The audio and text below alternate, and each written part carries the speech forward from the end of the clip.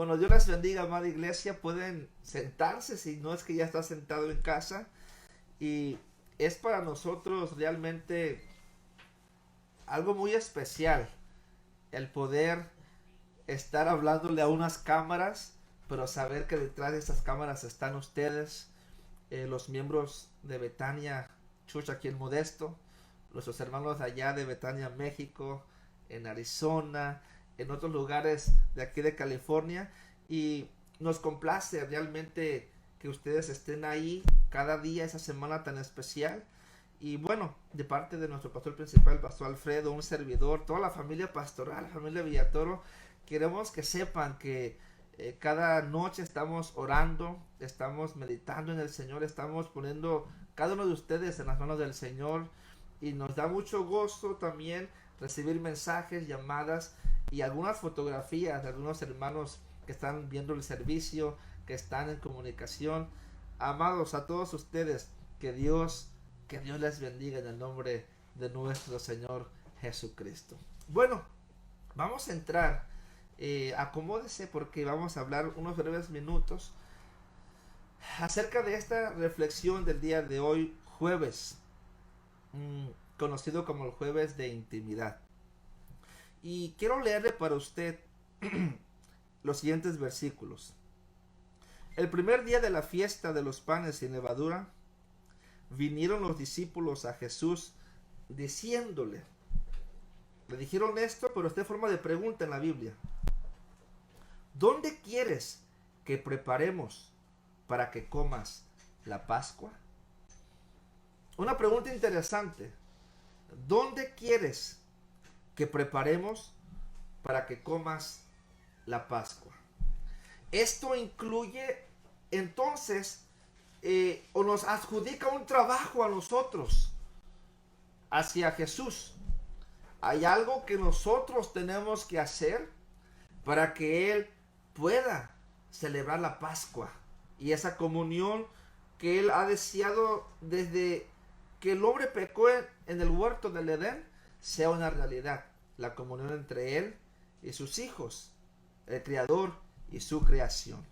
Luego el verso 18 dice, estamos leyendo Mateo 26, y Él dijo: id a la ciudad, a cierto hombre, y decidle, el maestro dice, mi tiempo está cerca, en tu casa celebraré la Pascua con mis discípulos. Verso 19, y los discípulos hicieron como Jesús les mandó y prepararon la Pascua. Verso 20 y terminamos la lectura. Cuando llegó la noche, se sentó a la mesa con los 12. Bueno, estamos ya tanto hoy en vivo, pero en la historia estamos también en el jueves. Y estamos en una semana, amados hermanos, o en la semana más significativa para el ser humano. La semana más importante y de sumo valor en todos los aspectos, espiritual, moral, histórico, eclesiástico también, que significa mucho para el ser humano. Y es de mayor valor o mucho más especial para todo aquel que tiene a Cristo como su Señor y su Salvador. Ya que desde su expulsión del huerto del Edén, el hombre experimenta realmente la verdad el poder del pecado y la maldad. Por muchos años hemos estado siendo subyugados por el pecado desde que nuestros padres pecaron en el huerto del Edén. Y esto lo pone en un estado de vulnerabilidad al ser humano, al grado que llega el tiempo donde el ser humano reconoce, confiesa, clama la necesidad de un Salvador para redimirles y para darles libertad y el perdón de sus pecados. Salvador que por mucho tiempo habían esperado, Salvador que por mucho tiempo habían anhelado, Salvador que por mucho tiempo habían deseado que apareciera. el gran Mesías. El domingo, algunos días atrás, vimos a Jesús entrar como el rey que Él es, como el rey soberano, recibiendo honor, gloria, adoración. Le decían: Hosana, sálvanos, sálvanos ahora. Y déjenme decirle esto, solo se le puede decir sálvanos ahora a alguien que se reconoce como Dios. Aleluya. Luego entramos a un lunes donde este Jesús que antes no era muy cuidadoso en dejarse adorar o en revelar que Él era Dios realmente encarnado, el domingo se deja adorar ante los ojos atónitos de los romanos, de todo el pueblo judío que venía de todas partes del mundo a celebrar la Pascua, incluso ante las miradas atónitas de aquellos religiosos que se quedaban sorprendidos por lo que estaba pasando ante sus ojos. Luego, sin más por decir, llegamos a un lunes de autoridad, un lunes donde Jesús no se queda solo donde entra como rey, sino que también entra con la autoridad, como el rey soberano que Él es. ¿Y a dónde se dirige?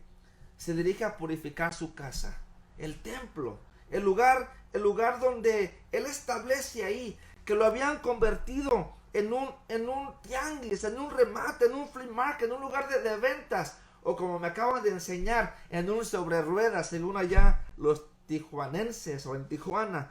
Entonces Jesús llega a ese lugar, al templo, y dice: ¿qué está pasando aquí? Mi casa de oración será llamada, y vosotros la habéis convertido en cueva de ladrones. Entonces Jesús entra como rey, pero también establece su autoridad y pone orden en la casa, en el santuario, y lo establece como la casa o el lugar de oración. Ahora, es claro entender que esto no fue del agrado de muchos. Imagínate tú, amado hermano, ver a aquellos romanos o aquellos sacerdotes o aquellos líderes religiosos que se creían con autoridad, ver a Jesús, soberano, rey, actuando con esa autoridad. Sin embargo, no pueden hacer mucho, porque el templo, ellos sabían, tenía que ser un lugar que se honrara, un lugar de oración, como Jesús lo estaba estableciendo. Y entonces eso comienza o fortalece el ataque que estos autoridades religiosas comienzan a hacer en contra de Jesús. Y de manera determinante deciden: tenemos que eliminar a esta amenaza que nos puede echar a todo este pueblo en nuestra contra.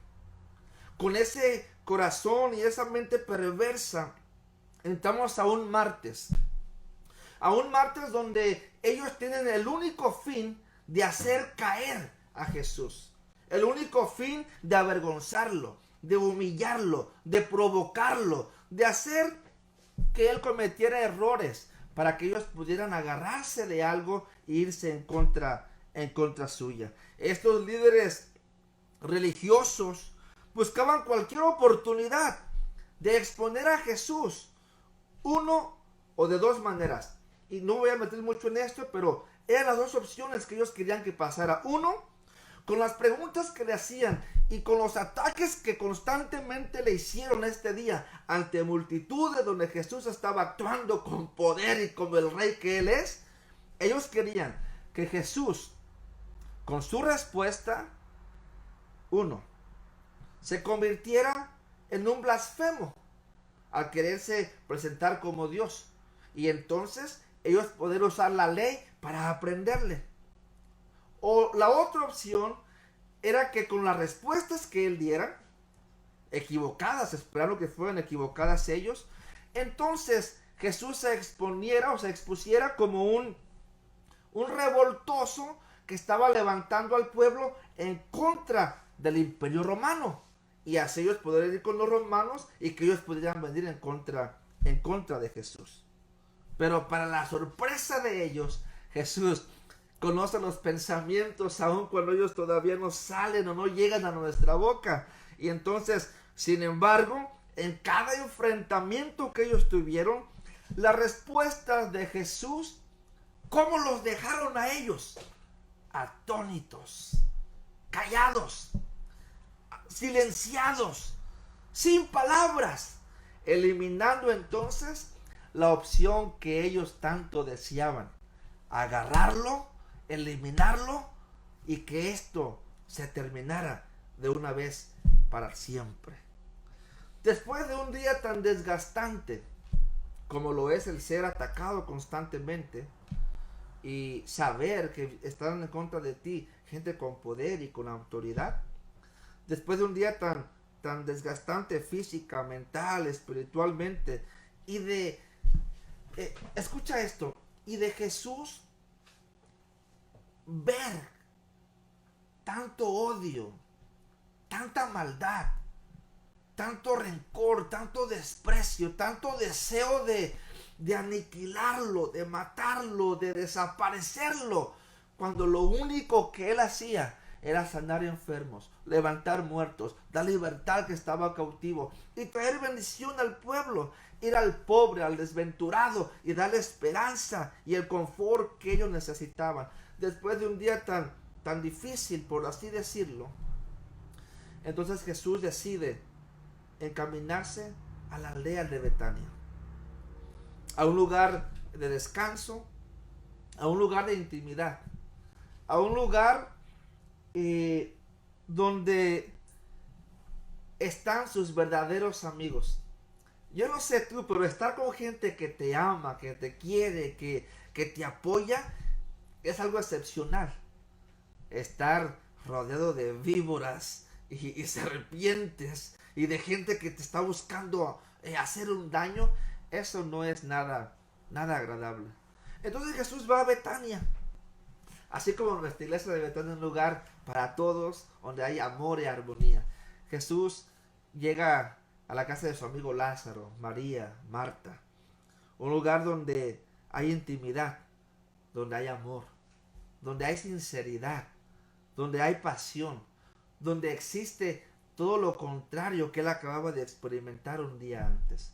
Ahí, en Betania, Jesús pasa un día agradable, un día especial, rodeado de gente que lo amaba. Quiero notar que en lo que él hacía esto, en la atmósfera malévola de estos hombres, se estaban formando cómo destruirle, cómo aniquilarle, cómo desaparecerlo. Entonces Jesús sabe lo que le espera. Jesús sabe lo que está aconteciendo aun cuando él está en un lugar de paz, de tranquilidad, lleno de amor y de alegría. Entonces, sabiendo estas cosas, él permite que Marta lo prepare para su futuro. Permite que sobre él sea derramado un perfume de tanto valor, y con esto lo deja listo para comenzar el viaje o comenzar sus últimas horas para cumplir la voluntad de aquel que lo envió. Para los últimos minutos, tiempos de Jesús en esta tierra. Y entonces, después de este miércoles, llegamos a un jueves de intimidad, conocido como un jueves santo, como un jueves de intimidad entre Jesús y sus discípulos. Así llegamos con la pregunta que hicimos al principio, cuando los discípulos le dicen a Jesús, ¿qué quieres que hagamos? ¿Dónde acomodamos para que celebres la Pascua? Así llegamos hoy al jueves de intimidad, donde Jesús pasa sus últimas horas de libertad con sus discípulos, con aquellos hombres con quien él ha pasado los últimos 3-4 años. Es fascinante este día y su valor y su importancia doctrinal o bíblica, porque en este jueves Jesús, escucha esto, amado hermano, por favor. Jesús se establece a sí mismo. ¿Cómo? A sí mismo, o sea, a él mismo se establece Él como el fundamento y base absoluta de la fe cristiana. No me quiero meter en controversia porque el martes ya pasó, pero yo siento como que algo como para que quede claro de aquel texto que a veces se usa: y tú eres Pedro y sobre ti edificaré mi iglesia. Bueno, aquí Jesús se establece clara, directa, muy correctamente como el único y absoluto fundamento en el cual se basa la fe del cristiano, ya que Jesús se presenta, escucha esto, como el Cordero Pascual ante sus discípulos. Él comienza a cumplir una serie de profecías desde Génesis 3:15, donde la hija del vientre de la mujer herirá y matará la cabeza. Ahora Jesús, el Cordero Pascual, por decirlo de una manera, encarna la frase tan solemne de aquel humilde hombre llamado Juan el Bautista. Encarna la frase donde Juan mira a Jesús venir a él para que lo bautice, y Juan lo que declara es: he ahí el Cordero de Dios, quien quita el pecado del mundo.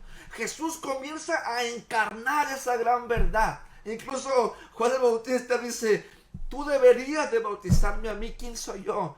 Y Jesús le dice: vamos, para que se cumplan las cosas. Pero Jesús comienza a encarnar literalmente esta declaración de Juan: el Cordero de Dios que quita el pecado del mundo. Es en este día, amados hermanos, donde Jesús le da el verdadero significado. ¿A qué? A la celebración de la Pascua. Sí, de hoy en adelante jamás la Pascua será igual para nadie. Aquella festividad que por años celebraba el pueblo de Israel o los judíos, esta noche Jesús les declara a sus discípulos: yo soy ese cordero asesinado. Yo soy ese cordero aniquilado. Jesús se acerca en lo más íntimo con ellos, y en una noche de jueves de intimidad le dice: es mi sangre, la que será derramada. Es esa la que perdonará tu pecado. Amén. Jesús se presenta como aquel cordero, y el único cordero, el único sacrificio que puede perdonar, que puede rescatar, que puede liberar. Tú dime, ¿no es este el fundamento en el cual nuestra fe está basada?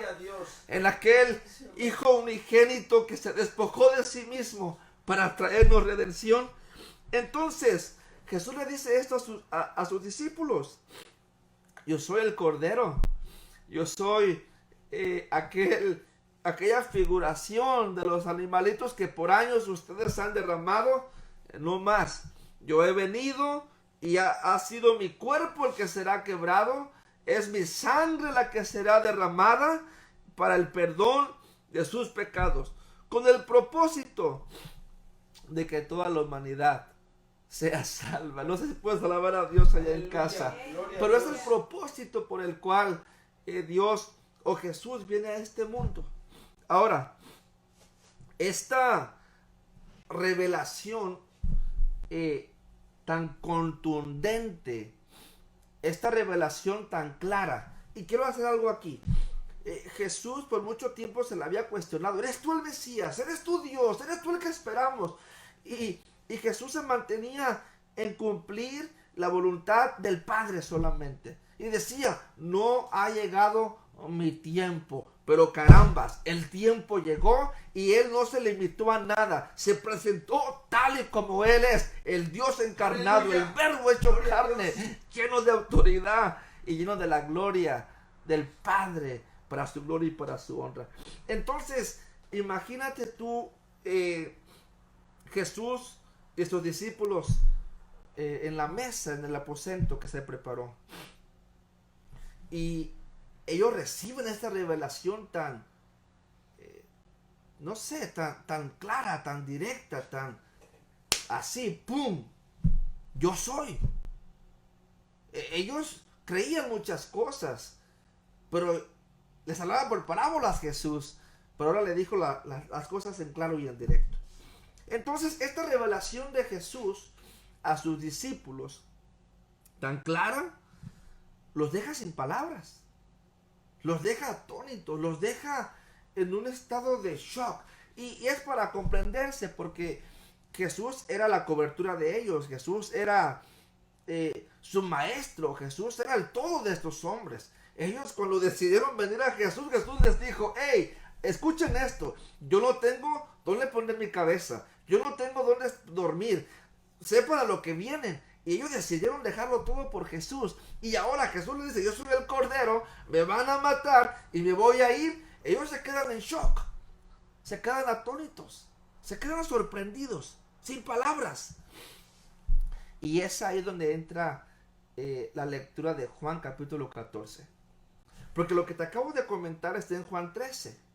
Y obviamente en otros pasajes de los evangelios. Pero después de Juan 13, cuando Jesús hace estas revelaciones en el aposento, en el momento de dar la comunión, o la Santa Cena, o establecerla como un mandamiento, en el verso 14, en el capítulo 14, es cuando Jesús dice las palabras que todos nosotros declaramos en ocasiones y las atesoramos en nuestro corazón. ¿Y cómo comienza el 14:1 de Juan? Que no comienza, no se turbe vuestro corazón, ni tengas miedo. Imagínate, después de que Jesús hace sorprendentes declaraciones, Jesús estabiliza a sus discípulos y les dice, no se turbe vuestro corazón, ni tengas miedo. Si crees en mí, déjate digo algo, en la casa de mi Padre muchas moradas hay. Y yo voy a preparar un lugar para que estén conmigo por una eternidad. Entonces, después de que Jesús hace estas declaraciones y les dice, no se turbe vuestro corazón, no tengan miedo, entonces establece el mandamiento de la Santa Cena y les dice, sino más bien, hagan esto en memoria de mí. Por eso jamás la Pascua es la misma de ahí por adelante. Porque siempre la Pascua había significado cuando Jehová los guarda del ángel asesino, cuando ellos guindaron sus puertas con la sangre de aquel animalito que mataron. Pero jamás se recordarán de eso. Ahora la Pascua significa la sangre del Cordero. Quitó mi pecado, quitó mi maldad, y ahora soy libre y tengo esperanza de una vez estar con Él y para siempre las moradas celestiales. Por eso la Pascua no puede ser la misma de ahí para adelante. Y Él les dice, hagan esto en memoria de mí. Y cada vez que hagan esto, recuerden que un día, amado Dios, escucha, un día lo haremos juntos con mi Padre en el reino de los cielos. Así que, amados hermanos, hoy, cada vez que participamos del pan y que participamos del vino, anunciamos que el justo murió por los injustos. Anunciamos que el santo murió por los pecadores.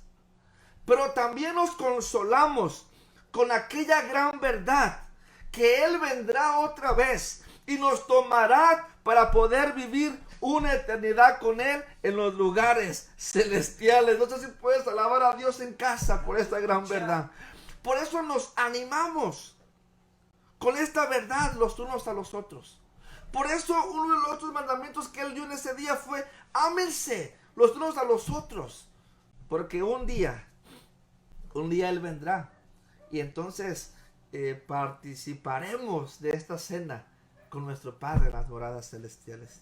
Un día estaremos a la mesa con Jesús, amados hermanos, y nos gozaremos con Él por una eternidad para la gloria de Dios. Amados, nuestra redención costó el sufrimiento del Hijo de Dios. Nuestra redención, tu redención, mi redención, costó la muerte de un inocente. Costó la muerte del justo. Costó la muerte del santo. ¿Y todo por qué? Por amor. El sufrimiento del Hijo de Dios, por amor a cada uno de nosotros. Este día Jesús sufre la agonía agonizante del Getsemaní. Es imposible, amados hermanos, es imposible no conmoverse humanamente. Es imposible que nuestros sentimientos no salgan a flote cuando leemos que sus lágrimas de Jesús en el monte de Getsemaní eran como gotas de sangre, y todo por amor a ti. Y todo por amor a mí, porque decidió traernos redención y traernos esperanza y rescatarnos de ser subyugados por el pecado. Y entonces podemos decir: ya no vivo yo, mas Cristo ahora vive en mí. Es imposible no ser movidos a amarle con todo el corazón. Es imposible entonces no levantarnos y decirle: gracias, Señor, por tu amor inmerecido, por tu amor tan grande. Cuando descubrimos estas grandes verdades, no nos queda más, amada iglesia, que adorarle, que bendecirle, que decirle: Señor, gracias por tu amor, gracias por tu sangre, por tu sangre preciosa derramada. ¿Qué más pasó ese jueves? La noche comenzó a caer. El padecimiento y la agonía del Getsemaní. Ya caía la noche, ya los discípulos se habían cansado una y dos veces de orar. Y Jesús está en oración, en comunión con el Padre. Y después de recibir el trato acordado, el dinero acordado, Judas aparece en la oscuridad de la noche y entrega al Maestro. Y entrega a Jesús, aprovechando el silencio de la oscuridad, aprovechando el silencio de un pueblo que estaba acostado, dormido, aprovechando esa situación ajena a los que seguían a Jesús. ¿Qué pasa con Jesús? Es arrestado, es tomado, es maltratado, es incluso llevado a un lugar y a otro, enjuiciado. Y todos dormían, y él fue juzgado en privado, sin encontrar en él maldad, sin encontrar en él por qué juzgarle, sin encontrar en él por qué apresarlo, por qué tomarlo. Le condenaron. Nunca en la historia se había visto algo tan injusto. Nunca en la historia había existido un juicio tan ilógico, tan corrupto, tan lleno de maldad y tan lleno de perversidad. Nunca en la historia había pasado algo tan aterrorante o aterrorizante como lo que había pasado esa noche. La maldad consumió el corazón de estos religiosos. La maldad consumió el corazón, la mente de esos hombres perversos. Y sin encontrar maldad, lo aprendieron, lo arrestaron y lo condenaron. Y él, Jesús, dice la Biblia, enmudeció y no abrió su boca. Y Jesús lo hizo por amor a ti y lo hizo por amor a mí. Hoy quiero, amados hermanos, preguntarte una vez más lo que dice el texto. El primer día de la fiesta de los panes de levadura, vendieron los discípulos a Jesús diciéndole: ¿dónde quieres que preparemos para que comas la Pascua? ¿Has preparado algo especial esta noche para tener comunión con Jesús? Su objetivo ha sido venir y conquistar tu corazón, salvarte, perdonarte, redimirte. Pero en esta noche es importante, y qué mejor momento que estar en casa en familia, que juntos decirle al Señor, yo quiero tener comunión contigo. Yo quiero entregarte mi hogar. Yo he preparado mi corazón. Yo he preparado el corazón de mis hijos para que hoy tengas comunión con nosotros. ¿Por qué no tomas un tiempo en esta hora y decides tener comunión con el Maestro? Si hay alguien que nos está viendo en esta noche, en esta mañana, tal, a la hora que estás viendo este video, y si no tienes a Jesús como el Señor de tu vida, no tienes a Jesús como el Salvador de tu corazón, es más, no tienes comunión con Dios, hoy te invito, hoy es un día especial para que vengas al encuentro con el Maestro y entonces disfrutes de esa comunión tan especial. ¿Por qué no la aceptas en tu corazón como tu Señor? ¿Por qué no le dices, Señor, perdona mis pecados? Lávame de toda mi maldad. Dile, te acepto como mi Señor y como mi Salvador. Dile, reconozco que no he estado en comunión contigo, que me he alejado, que he vivido según mis pensamientos y como yo he querido. Pero hoy esta historia de amor me ha apasionado, me ha jalado a ti. Y yo reconozco que tu amor fue más allá de lo que yo pudiese haber imaginado. El dar tu vida, amado Jesús, por mí, me lleva hoy a correr a tus brazos, a amarte y aceptarte y a confesarte como mi Señor y como mi Salvador. Si has hecho esta oración en esta noche, hay gozo en el cielo porque te has arrepentido de tu corazón. Amada iglesia de Betania, amados hermanos en México y en otras ciudades que nos ven, preparemos un lugar para celebrar la comunión con nuestro Dios. Que esta noche tu casa sea el aposento que has preparado para que Jesús celebre la Pascua contigo. El Señor te bendiga y cantemos una vez más este canto. Su cuerpo el pan, su sangre el vino, quebrantado fue por amor. La tierra tembló y el velo se rasgó. Amor asombroso, amor asombroso. Jesús el Mesías, nombre sobre todo.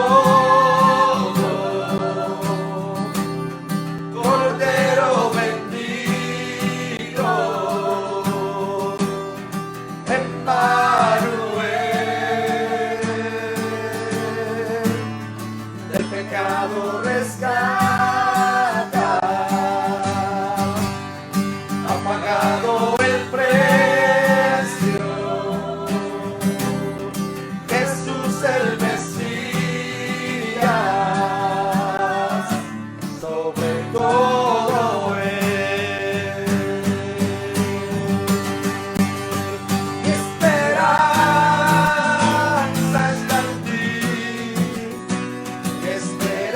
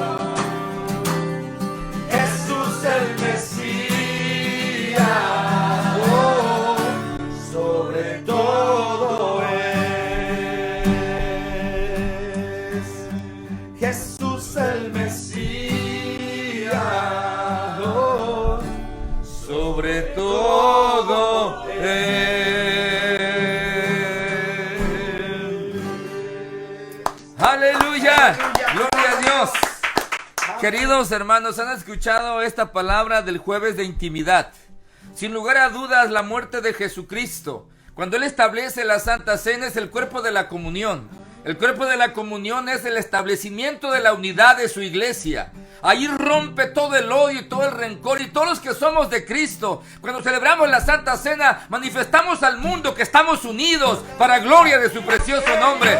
Jesús es el pan de vida, es el pan de la verdad, es el pan de la unidad, es el pan de la bondad. Cada que venimos a la Santa Cena y tomamos el vino del nuevo pacto en su sangre y partimos el pan, su cuerpo, para unir a una iglesia para gloria de su nombre. En la Santa Cena no hay ningún credo que nos divida, ninguna doctrina equivocada que nos aparte, porque Cristo, su cuerpo, allí en esa cruz, es partido para que el pueblo de Dios sea unido para gloria de su nombre. Cristo es la unidad. Cristo es la unidad de la iglesia para gloria de su nombre. Cuando salió de Egipto, Él presentó el Cordero Pascual, precisamente la unidad en el desierto, la unidad de su iglesia que nos sigue hasta ahora.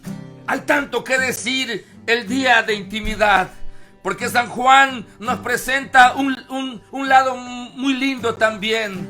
Le lava los pies a sus discípulos, como prueba de que en esa unidad debe de haber la limpieza para caminar. Tus pies deben caminar cada día con una verdad derecha, con una verdad recta, porque sus caminos no son entorpecidos por la mentira. Jesús es el hombre más limpio y genuino que murió en la cruz por cada uno de nosotros. Ojalá que esta noche tú tengas intimidad con Dios y tengas intimidad con tu iglesia.